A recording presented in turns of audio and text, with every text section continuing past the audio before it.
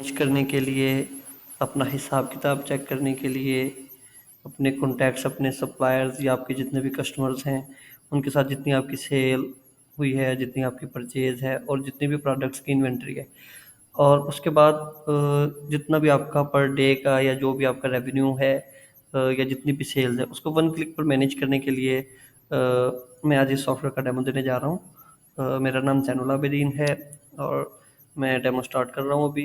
सबसे पहले जो बिज़नेस की नीड होती है वो ये है कि हमें हमारे टोटल जो है स्टॉक की वैल्यू जो है वो हमारे सामने आ जाए। ठीक है, कि हमारे पास हमारा स्टॉक कितना पड़ा है। तो उसके लिए हम सबसे पहले प्रोडक्ट्स में जाएंगे। बहुत ही आसान सा सॉफ्टवेयर है, कोई इसमें कॉम्प्लिकेशंस नहीं है। चंद मॉड्यूल्स हैं कि जिसके ज़रिए हम अपना कोई भी रिटेल बिजनेस या होलसेल बिजनेस या अगर आपकी कोई डिस्ट्रीब्यूशन है, हर तरह का बिजनेस इसमें जो है वो मैनेज हो जाएगा। हमारे पास इस सॉफ्टवेयर में यहाँ तक आसानी है कि अगर कोई मोबाइल रिपेयरिंग शॉप है और उसमें कोई जो है इनका मोबाइल्स का IMEI नंबर का रिकॉर्ड रखना है वो भी आप रख सकते हैं। और अगर आपकी कोई क्लॉथिंग गारमेंट्स या कोई बोटल्स के रिलेटेड कोई एजेंसी है, ठीक है, या कोई और भी रिटेल का कोई भी बिजनेस, इसमें हमारे सॉफ्टवेयर में तकरीबन हमने इसको इतना स्मूथ किया है कि इसमें 25 से ज़्यादा जितने भी रिटेल के कारोबार है ना वो इसमें हम मैनेज कर सकते हैं बहुत आसानी से। हमने सबसे पहले अपनी जो प्रोडक्ट्स हैं या हमारी जितनी भी आइटम्स हैं उसको कर लेना है। सपोज अगर कोई मेडिसिन है तो हम उसमें मेडिसिन का नाम डाल देंगे, पेनाडोल, या उसका कोई जेनेरिक फार्मूला वो भी हम ऐड कर सकते हैं। ठीक है, और इसके बाद अगर हमारी कोई गारमेंट्स की शॉप है तो हम जो है वो इसका नाम लिख सकते हैं। गारमेंट्स की जितनी भी प्रोडक्ट्स हैं उसके रिलेटेड कोई भी हम नाम वगैरह उसमें लिख देंगे, क्लॉथ, ड्रेस, या जो कुछ भी है। स्टॉक कीपिंग यूनिट जो है ये हमारे स्टॉक का नंबर होगा। ठीक है, हम या हमारा बारकोड नंबर हम कह सकते हैं। हम रैंडम कुछ भी लिख सकते हैं, ये बारकोड से ऑटोमेटिकली स्कैन भी इसको कर सकते हैं। ठीक है, या 1 2 3 की सीरियल हम चला सकते हैं। और जिसके साथ ये स्टैटिक है सिर्फ वो जो है देना ज़रूरी है। और यूनिट हमने बता देना है, पीस है, हम बैकएंड से सेटिंग कर सकते हैं अपने सारे सॉफ्टवेयर की। इसमें हमारे पास बिजनेस की सेटिंग है, अपनी डिफरेंट बिजनेसेस को 4-5 बिजनेसेस को अलग अलग मैनेज कर सकते हैं। इनवाइसिंग की सेटिंग है और हर तरह की सेटिंग है हमारे पास। इसके अंदर हमने अलर्ट क्वांटिटी बता सकते हैं कि अगर हमारी 5 क्वांटिटी रह जाए तो हमें जो है वो आ जाए, नोटिफिकेशन एक आ जाए। ठीक है, यहाँ पर हम बिजनेस लोकेशन में करेंगे जी हमारा प्राइमरी बिजनेस इसमें ऐड है। जितने भी कोई बिजनेसेस होंगे वो ड्रॉप डाउन मेन्यू में सारे शो हो जाएंगे हमें इस लिस्ट में।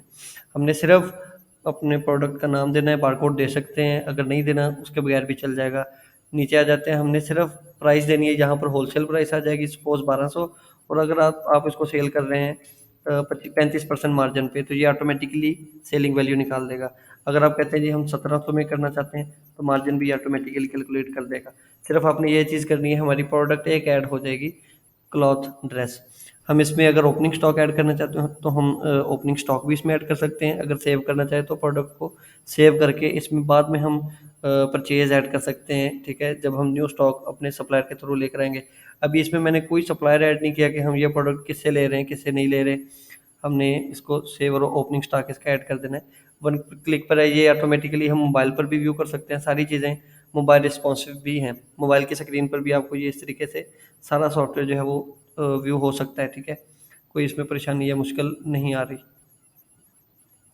अभी मैं वापस अपनी स्क्रीन पर आता हूँ। ओपनिंग स्टॉक हम डालेंगे, हम सपोज 12 पीसेस डाल सकते हैं। ठीक है, 12 पीसेस जितनी हमारी यूनिट कॉस्ट थी 1200 रुपये, उस हिसाब से इसने ऑटोमेटिकली स्टॉक की वर्थ हमें शो करवा दी है। ये हमने पैसे किसी को पे नहीं करने, ये सिर्फ हमारी ओपनिंग स्टॉक की वर्थ है। हम 12 पीस ऐड कर देते हैं और यहाँ पर लिख देते हैं कि हम टेस्ट कर रहे हैं। अगर ना भी लिखेंगे कोई ऐसा इशू नहीं है, सेव कर देते हैं। अब ये हमारी एक प्रोडक्ट हमारे स्टॉक में ऐड हो जाएगी। ये देखिए, ये प्रोडक्ट्स में हमारे पास अ, 2 प्रोडक्ट्स आ गई हैं। एक टेस्ट प्रोडक्ट्स पहले थी, दूसरी ये आ गई है। ठीक है, अगर आप इसको ज़ूम करना चाहें ज़ूम भी कर सकते हैं। मैं ज़ूम आउट कर देता हूँ इसको फ़िलहाल, ताकि हम आसानी से इसको देख सकें।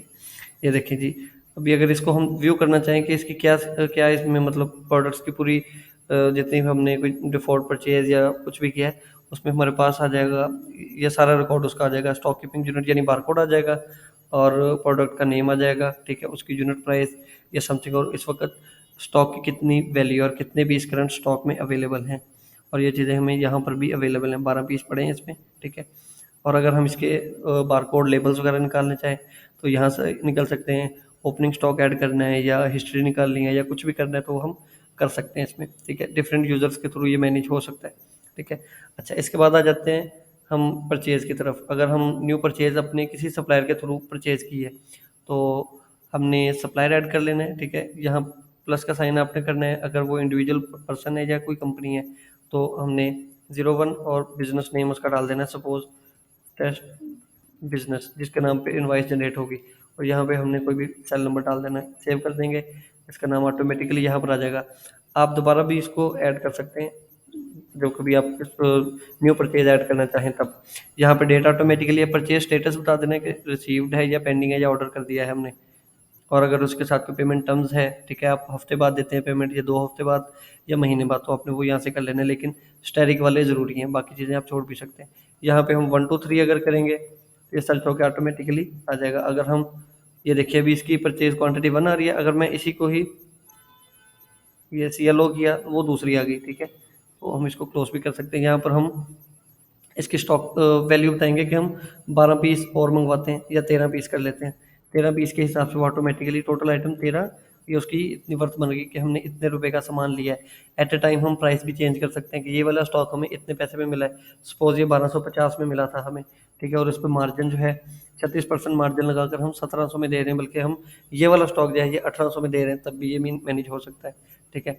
और ये आ गया जी टोटल ड्यू अमाउंट हमने सप्लायर को देनी है, हमने दी नहीं है। अगर दी है तो हम यहाँ पर ऐड कर सकते हैं, और सप्लायर ऐड करते वक्त उसका कोई प्रीवियस बैलेंस है हमारी तरफ या कुछ है तो वो आ जाएगा ऑटोमेटिकली। यहाँ पर अब हम कर देते हैं, सपोज 16,250 है तो हम कह देते हैं जी हमने 10,000 दे दिया, ठीक है, और ड्यू पेमेंट में 6,000 बच गया। इस तरीके से हमारा हमारे सप्लायर के साथ भी जो है डेबिट क्रेडिट के मामला जो है वो स्टार्ट हो जाएंगे, ठीक है। और लेजर उसका प्रॉपर जो है वो शुरू हो जाएगा। अभी पेमेंट स्टेटस आ रहा है पार्शल, ठीक है, हम इसको व्यू भी कर सकते हैं, और अगर पे करना चाहें, ठीक है, पेमेंट्स भी ऐड कर सकते हैं। व्यू पेमेंट चेक करते हैं तो ये बताएगा कि अभी 10,000 की पेमेंट इस तारीख को इतने बजे हुई थी, ठीक है। अभी क्योंकि ये सुपर एडमिन पैनल है तो इसमें जो है ये नाम नहीं शो करवाएगा। अगर आपके किसी एम्प्लॉय ने रिकॉर्ड ऐड किया तो उसका नाम यहाँ पर आ जाएगा, ठीक है। अब हम चेक करते हैं अपने सप्लायर के साथ जो हमारा लेन देन स्टार्ट हुआ है वो हम चेक करते हैं। अभी यहाँ पे मैंने जो टेस्ट बिजनेस ऐड किया था वो यहाँ पर आ गया है, ठीक है। अभी इसको हम व्यू करते हैं, इसका सारा जितना भी कोई मामला थे वो हमारे पास आ जाएंगे इस फॉर्म में। ओपनिंग बैलेंस इसका कुछ भी नहीं था, टोटल परचेज हमने इतनी की और पेमेंट दे दी है, और यहाँ पर इसका डेबिट और क्रेडिट इसका खाता स्टार्ट हो गया। अभी ये परचेज की थी और हमने 10,000 की पेमेंट जो है वो दे दी थी।